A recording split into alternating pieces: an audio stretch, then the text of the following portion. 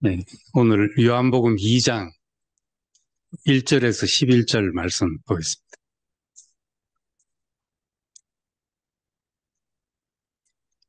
사흘째 되던 날 갈릴리 가나에 혼례가 있어 예수의 어머니도 거기 계시고 예수와 그 제자들도 혼례의 청함을 받았더니 포도주가 떨어진지라. 예수의 어머니가 예수에게 이르되 저들에게 포도주가 없다 하니 예수께서 이르시되 여자여 나와 무슨 상관이 있나이까? 내 때가 아직 이르지 아니하였나이다.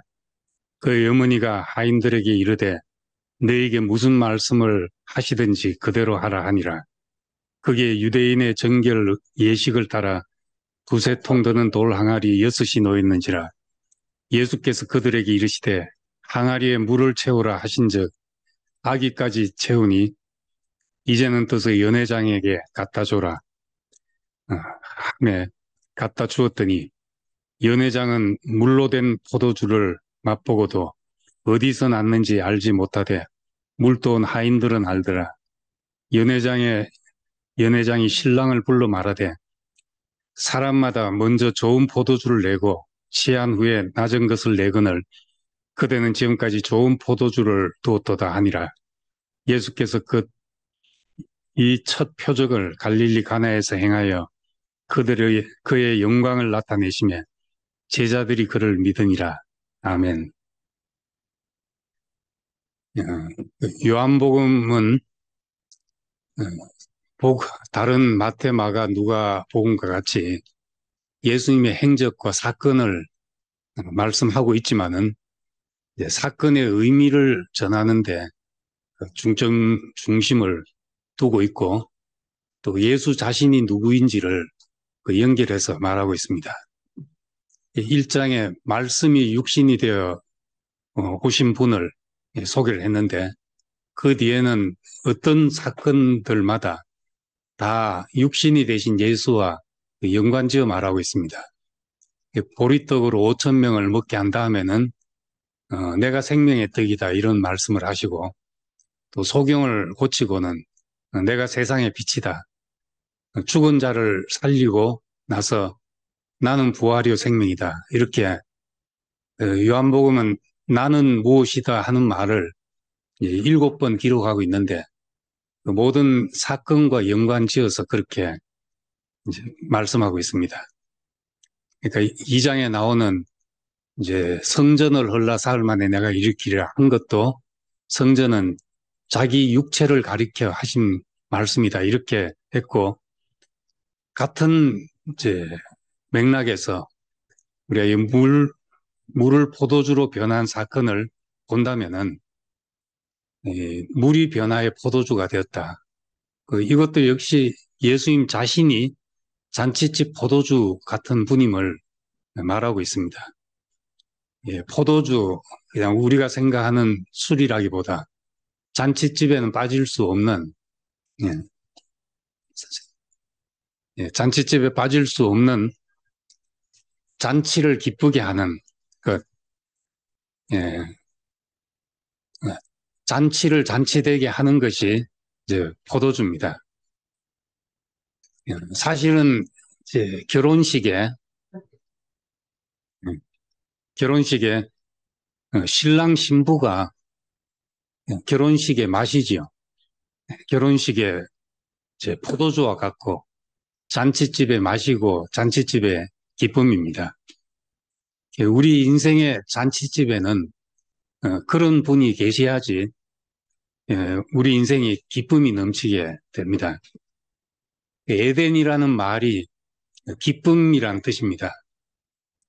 처음 우리의 이상향, 우리가 바라고 모든 사람이 고대하는 그 이상향이 뭔가 그것을 이제 에덴이라고 말하고 있는데 그 뜻이 기쁨이죠.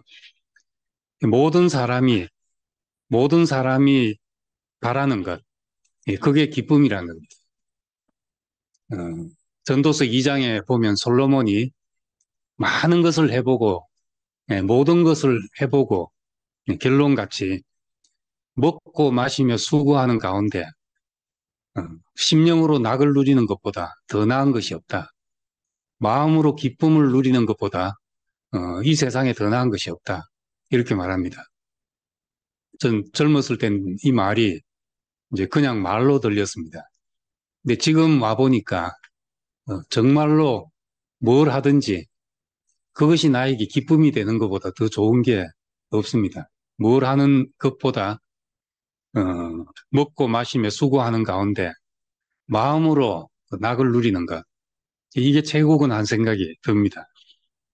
마음의 기쁨, 즐거움, 이게 모든 사람이 갈망하는 것이죠. 예, 그래서 에덴이라는 표현을 썼던 것 같습니다. 이 에덴은 왜 기쁨의 곳인가? 하나님과 함께 있는 곳이죠. 하나님이 근이시고 사람이 거기 있고 또 결론처럼 이야기했지만 독처하는 것이 좋지 못해서 배필을 만들어서 이는 내 뼈 중에 뼈요 살 중에 살이라 하는 그 대상이 있는 그 자리가 바로 에덴이죠. 하나님과 사람이 그런 관계가 되면 에덴이 되는 겁니다. 가나안 땅도 이제 젖과 꿀이 흐르는 곳이라고 했습니다. 모세가 인도할 때. 과연 지금 이제 그 지리적으로 그곳을 들여다볼 때 그곳이 과연 젖과 꿀이 흐르냐? 물론 주변보다 나을 수가 있죠. 예, 그렇지만 우리가 볼 때 그걸 젖과 꿀이 흐르는 땅이라고 할 수 없지만 그 땅에 이르면 그 가나안 땅의 목적지가 사실 헤브론이죠. 아브라함에게 가라고 한 땅, 내가 내게 지시할 땅으로 가라 하고 궁극적으로 도착한 땅이 헤브론이었습니다. 헤브론이 이제 교통한다는 의미였잖아요. 그리고 그 마블의 숲을 근처에 있는 막벨라 굴을 사서 매장지로 삼아서 가나안 땅으로 들어갈 때, 예, 그 목적지는 가나안 땅, 그 헤브론이었습니다. 그리고 이스라엘이 지금 2000년 동안 수천 년 나라를 잃고 있다가 다시 그 땅을 차지하는 명분도 아브라함이 그 땅을 돈 주고 샀다. 그래서 우리 땅이다. 이제 그렇게 명분을 세우는 겁니다.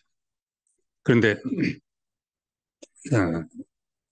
그곳이 바로 하나님과 교통이 있기 때문에 젖과 꿀이 흐르는 땅이라고 말할 수 있는 겁니다. 우리는 사실 이 사람과 함께 있는 것, 누구와 함께 있는 것, 이것이 가장 중요한 일인데 누구와 함께 있는 것이 기쁘면은 어디든지 천국이고 누구와 함께 있는 것이 괴로우면 그게 지옥이지.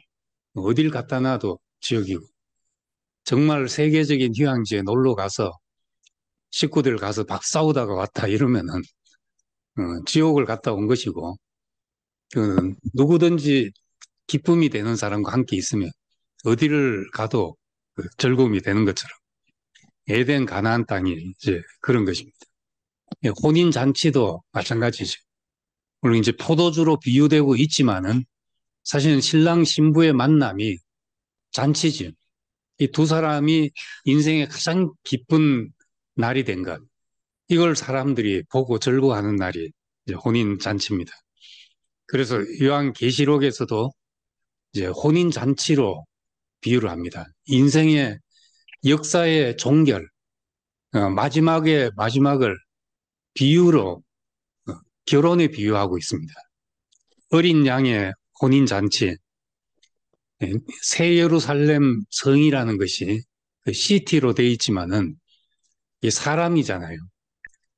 내가 어린 양에 이리 올라오라. 내가 어린 양의 신부를 내게 보이리라 하고 가서 보니까 하늘로부터 내려오는 새 예루살렘 성을 보게 된 겁니다.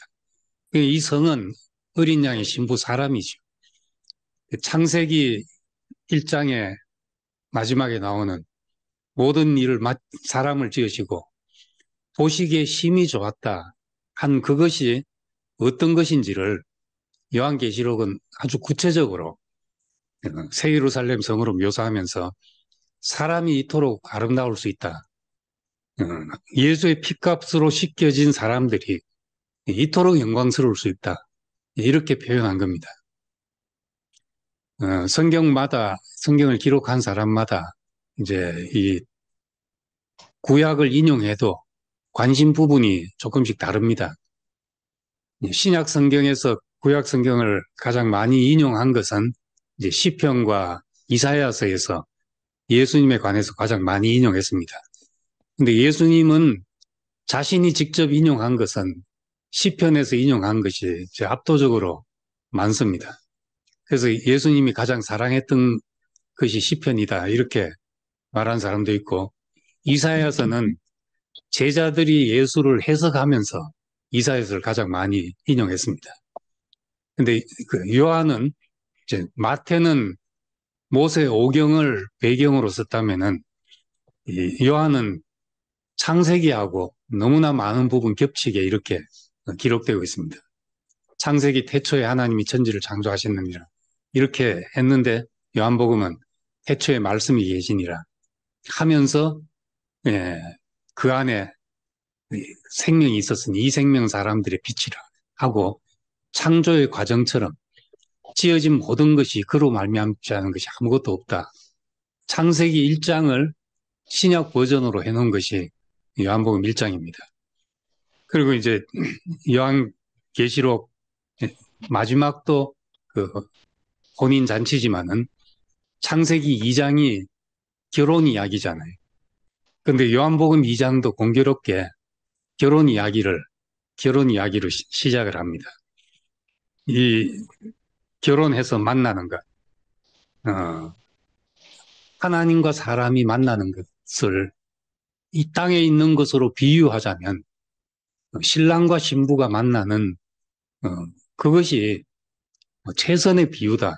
이제 이렇게 말할 수가 있습니다. 근데 창세기 2장은 이제 참 뼈 중에 뼈요 살 중에 살인 배필을 만난 이야기인데, 요한복음 2장은 이제 포도주가 떨어진 혼인잔치, 그 다음에 나오는 성전 이야기도 장사하는 집이 된 성전, 하나님과 사람의 어떤 잘못된 관계로부터 시작해서 이 문제를 풀어나가는 겁니다. 포도주가 떨어진 혼인잔치, 이것이 이제 인생의 문제죠. 인생의 문제. 우리의 인생의 문제는 이제 포도주가 떨어진 것이라고 말할 수가 있습니다. 기뻐할 신랑이 없는 것. 궁극적으로 인생에 그리스도가 없는 것이 문제지요. 하나님의 신부로서 위치를 잃고 신랑을 잃고 궁극적으로 기쁨을 잃었다. 에덴을 잃었다는 말은 기쁨을 잃었다는 말입니다. 이런 상황에서 이제 예수가 혼인잔치에 오신 것입니다. 어머니 마리아는 이제 어떤 마음으로 예수에게 했는지 모르지만 예수께 가서 이 포도주가 떨어졌단다 하고 얘기를 했습니다. 그때 예수님이 어머니 마리아에게 여자여 나와 무슨 상관이 있나이까? 내 때가 이르지 않았습니다. 이렇게 말했습니다. 이것이 무슨 얘기인가? 지금 어떤 분은 이제 여자여 하고 말한 것이 예수님은 하나님으로 오셨기 때문에 어머니라도 여자여 하고 불렀다. 이런 사람들도 있는데, 그건 그냥 단지 그때의 이제 호칭이었죠. 마담 하는 것과 마찬가지로 비하해서 부른 것도 아니고 낮춰서 부른 것도 아니고 그냥 부른 것입니다. 그것이 나와 무슨 상관이 있습니까? 내 때가 이르지 않았습니다. 예수님의 때라는 것은 무엇이고 왜 나와 상관이 없다고 이야기를 했는가? 어차피 포도주, 물이 변화의 포도주가 되게 하고 공급을 하셨는데 왜 이 말을 꼭 굳이 하고 지나갔나? 이런 것도 좀 이제 곰곰이 짚어볼 필요가 있습니다. 마지막 최후의 만찬에서 예수님 하신 말씀이 이제 이 잔은 내가 너희를 위하여 흘리는 피다 하고 포도주를 돌렸습니다.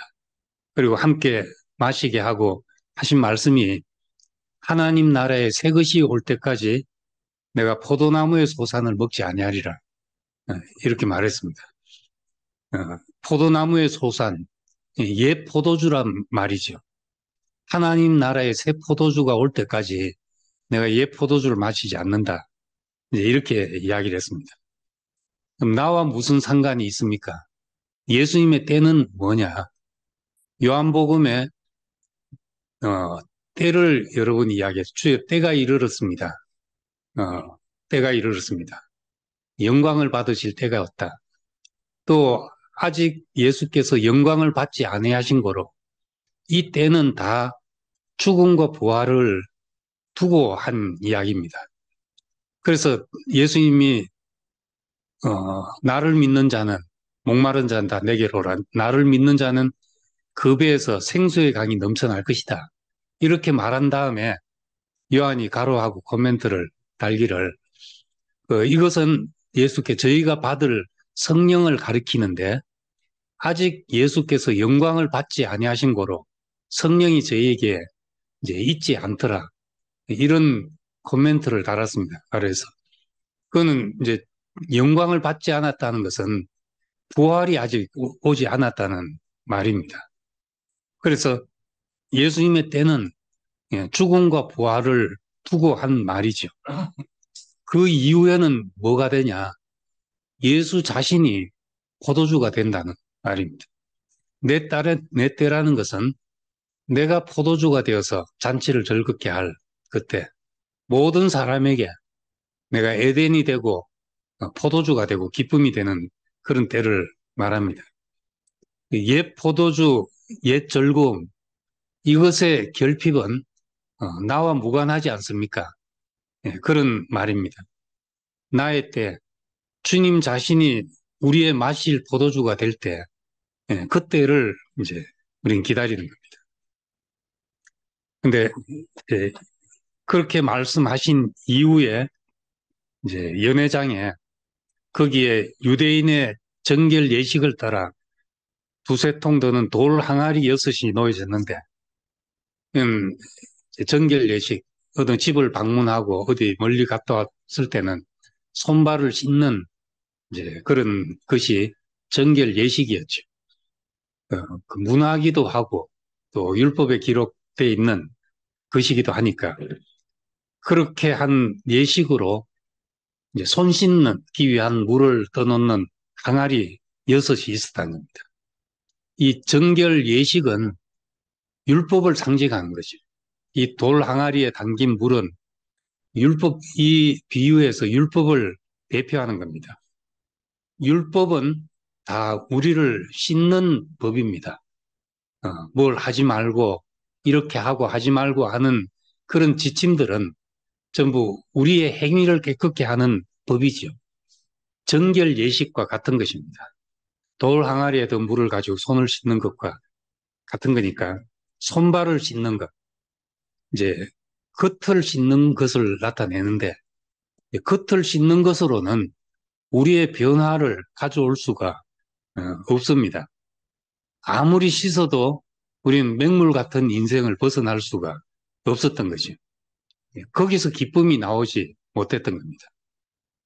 물론 시편에 주의 율례를 즐거워하고 하나님의 말씀이 기쁨이 되어서 내가 초경이 새벽이 되기 전에 깨어서 주의 말씀을 묵상한다는 말씀도 있고 하지만은 그 다윗이라는 특별한 사람을 통해서 흘러나온 것이고 이 말씀을 지키고 하는 것이 이제 기쁨이 되지 못하는 것이죠. 교회 이제 어릴 때부터 다녔거나 오래 다닌 사람들은 다 그런 마음이 있잖아요. 그냥 하나님 앞에 정결한 사람으로 살고 싶다.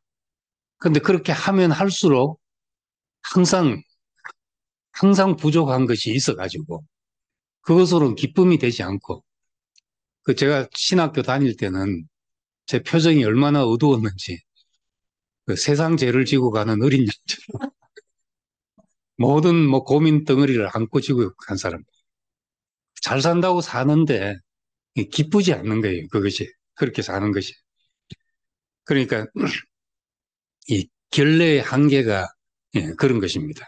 아무리 씻어도 거기서 기쁨이 나오지 못하는 이게 우리가 벌린 잔치죠. 우리가 벌린 잔치.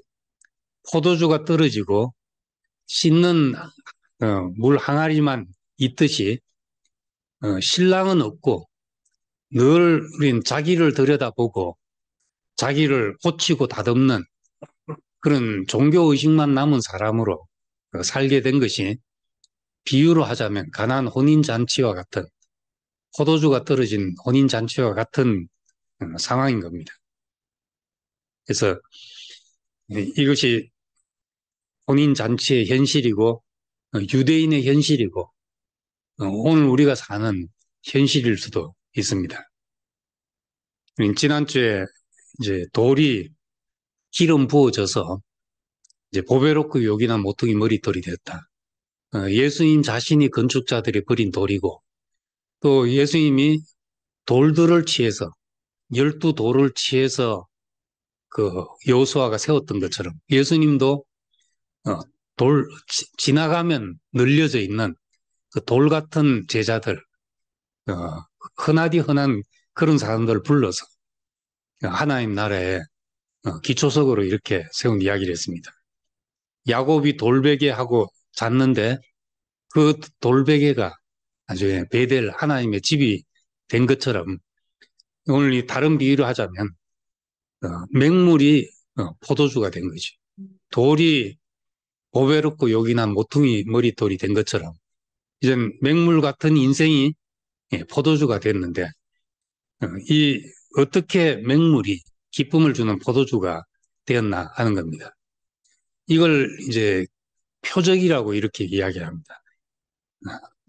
예수님의 첫 번째 표적으로 이렇게 했습니다. 성경에 예수님이 하신 일을 이제 표적 그리고 기적, 표적 그리고 기사, 능력, 영어로는 이제 sign, wonder, miracle 이렇게 다르게 표현해놨는데 이제 여기서 말한 건 사인이란 말이죠. 예수님이 하신 일이 기적이란 것은 미라클이나 원더 이것은 놀라운 일을 행했다. 그래서 마가복음이나 다른 복음서에 보면은 예수님이 어떤 기적을 행하시고 어찌 이런 일을 행할 수가 있냐. 놀라운 우리가 못하는 자연의 법칙을 뛰어넘는 놀라운 일을 행했다는데 중점을 두고 있습니다. 근데 요한복음은 그 사인이라고 말하는데 그것은 하나님께로부터 왔다는 증거지요. 유대인은 표적을 구한다. 그 말은 하나님께로부터 왔다는 증거를 구하는 사람이었습니다. 이것이 이제 하나님께로부터 온 증거지. 우리가 정말 하나님께로부터 온 사람이라면은 우리도 맹물 같은 인생이 포도주같이 기쁨을 주는 사람이 될 수 있다는 말입니다. 그러니까 무엇이 이렇게 바꿨나 하는 것이죠. 단지 물을 갖다 부으니까 그렇게 됐다 하는데 설명이 없잖아요. 어떻게 그렇게 된지 모르면 우리 안에서는 재현이 될 수 없죠. 알아야 재현이 안 됩니까? 우리는 이제 하나님 말씀 아는데 그렇게 살려니까 잘 안 된다 이렇게 생각을 합니다. 근데 사실은 아는데 안 되는 게 아니고 정확하게 몰라서 안 되는 것이죠. 알면 다 할 수 있습니다. 요리를 어떻게 그렇게 맛있게 잘하냐? 난 아는데 안 된다.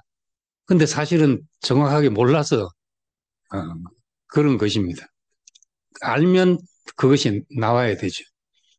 우리도 마찬가지로 그리스도가 어디서 나오는지 알면 우린 그리스도 안에 있게 되고 그분에서 나타나는 것이 우리에게서도 나타날 수 있게 되는 겁니다.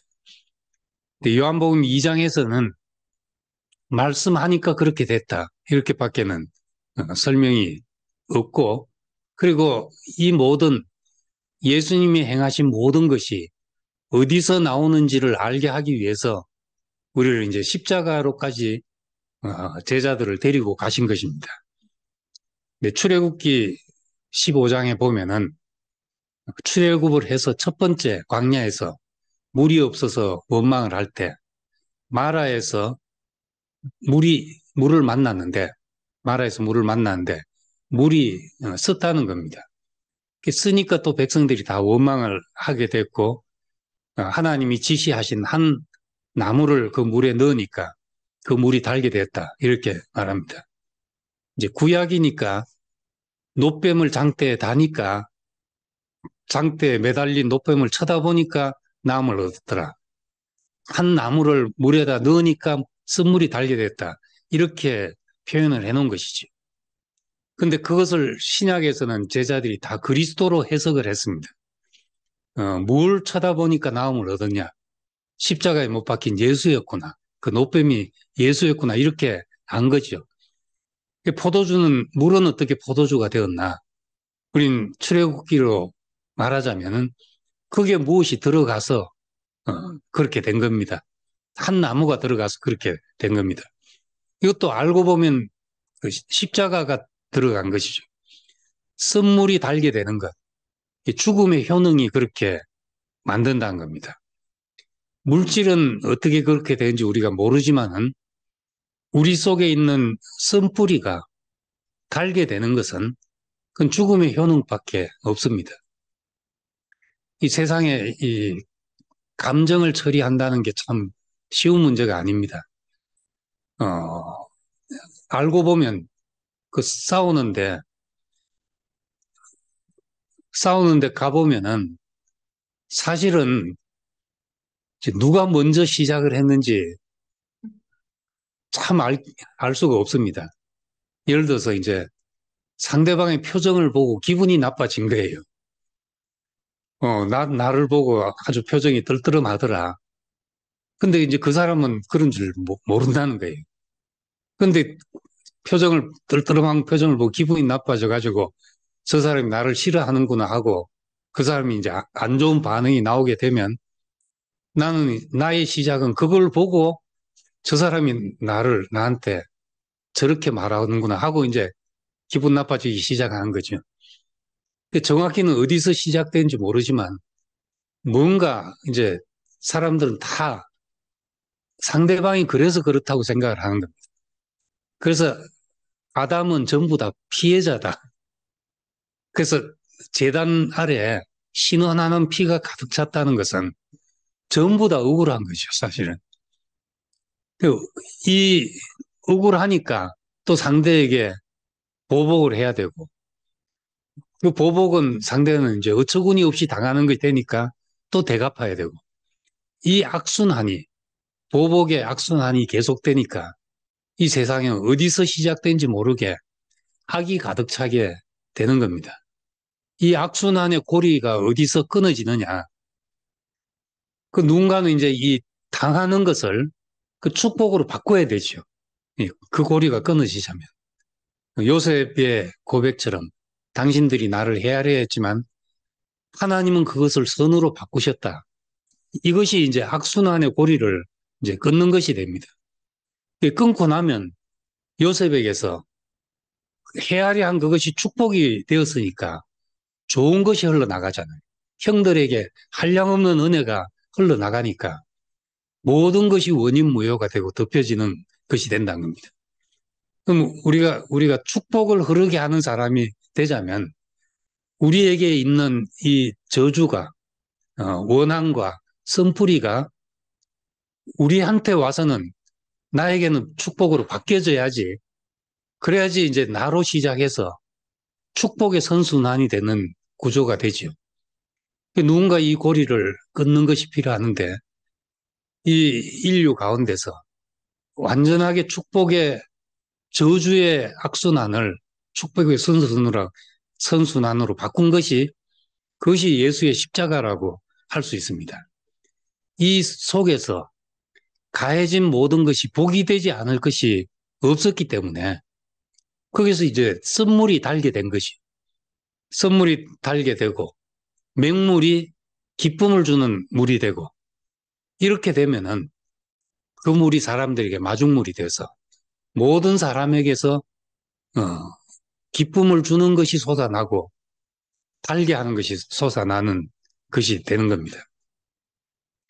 물이 포도가 원리는 포도주가 됐다는 것은 포도가 썩어가지고 발효되는 거잖아요. 안 좋게 되면 부패되는 거지만 좋게 되면 발효되는 것이잖아요. 어차피 그대로 보존은 되기가 힘듭니다. 사람은 그대로 보존될 수가 없습니다. 가만히 있으면 우리의 시간도 흘러가고 우리의 재능도 사그라들고 어차피 부패할 인생이죠. 근데 어차피 부패할 인생, 유익하도록 부패하는 것이 그것이 우리의 목표인 겁니다. 누구에겐가 유익이 되도록 발효가 되면은 썩을 것이 썩지 아니할 것을 덧입는다는 것처럼 어차피 죽을 인생이 하나님과 사람에게 그 유익하도록 죽게 되는 거죠. 하늘의 미랄 그대로 있으면 하늘 그대로 있기도 하지만 어차피 썩는 것이잖아요. 근데 죽으면 많은 열매를 맺느니라 하는 것처럼 우리 육신을 가진 인생, 생로병사의 길을 가는 인생이 여기서 살아나는 길은 물이 변화의 포도주가 되는 것처럼 그렇게 바뀌는 수밖에 없는 겁니다. 내 특성을 가지고 사람을 뭐 어느 정도 기쁘게 할 수 있죠. 재미있게도 할 수 있고 유익을 줄 수도 있고 한데 그것은 언젠가는 포도주가 떨어진 잔치집처럼 언젠가는 이제 단물이 다 빠지게 되는 겁니다. 그래서 결혼을 해서 정말 혼인 잔치에 결혼할 때는 얼마나 기쁩니까? 이런 여자를 만나면, 이런 남자를 만나면 정말 평생 즐겁게 웃음꽃이 만발한 집이 되고 살 것 같다 하고 사는데 그 포도주는 시간이 지나면 반드시 또 떨어지게 되는 겁니다. 유효기간이 있게 마련이죠. 그런데 우리는 그 인생을 나의 포도주가 떨어질 때 하나님 나라의 새 것으로 바뀌어지면은 우린 영원히 하나님을 기쁘시게 하고 잔치를 기쁘게 하고 하는 것이 됩니다. 그것이 이제 죽음을 거쳐 나온 인격이 사람을 기쁘게 하는 것이 되는 겁니다. 사람들이 모이면 그냥 만나서 보면 좋잖아요. 얼굴 보면 기쁘고 반갑고 좋은데 같이 뭘 해보면 생각이 열이면 열 다르고 백이면 백 다릅니다. 백인백색이라 하는 것처럼 뭘 하려고 하면 안 맞아요. 그래서 반드시 이제 그 뭘 하려고 하는 속에는 누가 주도권을 잡냐 하는 문제가 생기거든요. 얼마 전에 이제 저희 동기 목사님 한 분, 100주년 기념교회를 맡으시다가 은퇴하신 분을 맡았는데 이분은 진짜 모든 일생 자기가 지켜야 될 걸 지키고 마무리를 하신 분이고 교회 하는데 제일 큰 교회들 보니까 다 돈 문제 그리고 누가 주도권을 잡냐 하는 문제가 반드시 생기더라. 이것 때문에 교회가 크고 나면 전부 이제 세상에 빛이 되는 것이 아니라 문제 덩어리가 되는 것을 경험하고 그래서 이 문제를 자기는 교회를 시작하면서 철저하게 네 것도 아니고 내 것도 아니다. 그래서 몇 년 하고 그만두고 돈도 다 밖으로 다 쓰게 하고 철저히 했는데도 자기가 은퇴하고 이제 10년, 20년이 지나고 나니까 그 교회를 나오고 나니까 또 똑같아지더라는 거죠. 예. 그래서 이제 그분은 코로나가 이게 하나님이 주신 축복이고 기회다. 다 만나지 말고 온라인으로 말아. 제가 이제 몇 주 전에 찾아가니까 오프라인 교회 하지 말고 유튜브만 해도 된다. 사람들 만날 필요가 있지 않습니까? 하니까 가끔 한 번씩 보면 된다. 비정기적으로 만나도 되고. 예. 그러니까 그 문제를 없애자면 그래야 되죠. 근데 정말 이걸 근원적으로 해결하자면, 표면적으로 문제를 없애자면 안 만나면 되는데, 근원적으로 문제가 없자면 우리가 죽고 다시 난 사람으로 만나야 되죠. 다 좋아하는 것, 다 좋아하는 것, 내 뜻대로 마옵시고 당신 뜻대로 이건 모든 사람이 좋아하는 원리거든요.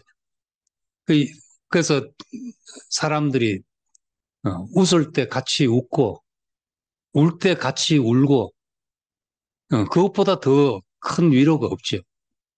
근데 세상엔 그게 안 되는 겁니다. 사촌이 땅을 사도 배가 아프고, 남의 집 자식이 잘 되면 같이 기쁘지가 않고, 내 자식은 지금 어쩌고 있나 이 생각이 들고, 그런 거지. 이게 슬퍼하는데도 제일 큰 위로는 같이 공감이 되는 것이 제일 큰 위로거든. 이게 같이 눈물이 나면 제일 큰 위로죠, 그것이. 근데 우리가 나라는 것이 있어가지고 그렇게 안 되고, 일을 해도 나는 이렇게 하고 싶은데 그것만 없으면 일이 다 잘 될 수밖에 없습니다. 그래서 무엇을 하든지 이 한 번 발효가 돼야 도도 부패하지 않고, 그리고 있는 데마다 가는 데마다 기쁨이 되죠. 포도주는 어, 시간이 오를수록 더 뭐 비싸지고 그런다잖아요. 포도주를 잘 안 마셔봐서 모르지, 그 맛 차이를 모르지만은, 맛이 만 원짜리도 있고 몇백만 원 하는 것도 있고 그런 모양이에요. 그 발효가 잘 되면 그렇게 되는 겁니다. 우리 인생도 그 예수 안으로 침례돼서 그분의 어떤 생명 안에 푹 잠겨졌다가 나오면 우리도 어딜 가서 또 잔치가 되고, 우리가 어디를 가든지 그 사람으로 인해 잔치가 된다. 예, 우리가 그런 사람이 되면 그보다 더 축복이 없습니다. 주님 자신이 그런 분이시죠. 어, 주님 자신이 이제 비유로서 옛 포도주, 옛 잔치집을 비유하면서 내 때가 아니다 하는 것은, 이제 이 예수 자신이 포도주고 예수 자신이 우리의 신랑이고 잔치라는 것을 이제 암시하면서 이 비유를 하면서 우리를 그 자리로 옮겨가고 있는 겁니다. 우리가 주님을 따르면 주님 자신이 그런 분이셨듯이 우리로 인해서 잔치가 되고 또 우리로 인해서 기쁨이 흐르게 하고, 이런 사람이 있는 곳은 어디든지 교회가 되고 천국이 되고, 그렇게 될 것입니다. 썩어서 기쁨을 주는 존재, 땅에 떨어져서 많은 열매를 맺는 존재. 우리가 살려고 하면은 남을 죽이는 것밖에 없는데, 근데 우리가 썩어서 기쁨을 주는 존재가 되고, 내 뜻대로 안 돼서 다른 사람의 뜻이 세워지고 하는 원리가 우리 인생의 그 맛이 되고 기쁨이 되게 되면, 우리 어딜 가든지 예, 사람들이 즐거워하고 함께 있는 것을 기뻐하고 하는 사람이 될 것입니다. 그래서 참 이 대전도 이렇게 사람들이 모인다는 것은 누군가는 여기에 자기 자신을 드리고 헌신하고 또 내 뜻대로 마옵시고 하는 사람들이 모여서 이렇게 되는 것이거든. 그래서 이곳이 참 이제 하나님 나라의 새 것으로 채워진 잔치집이 되기를 소망합니다. 기도하겠습니다.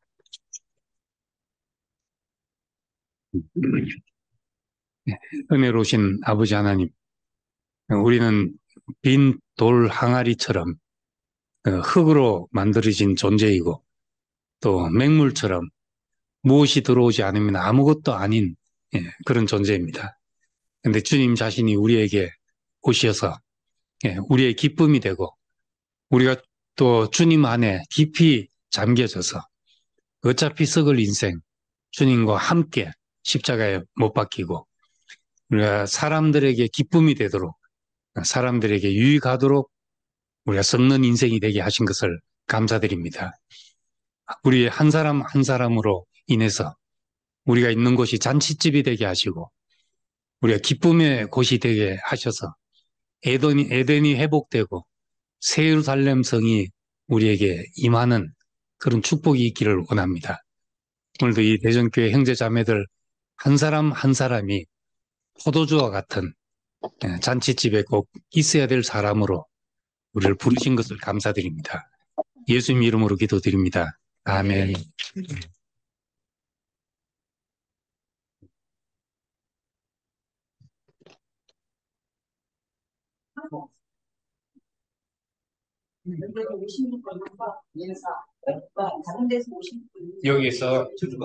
여기서 간증을 하시면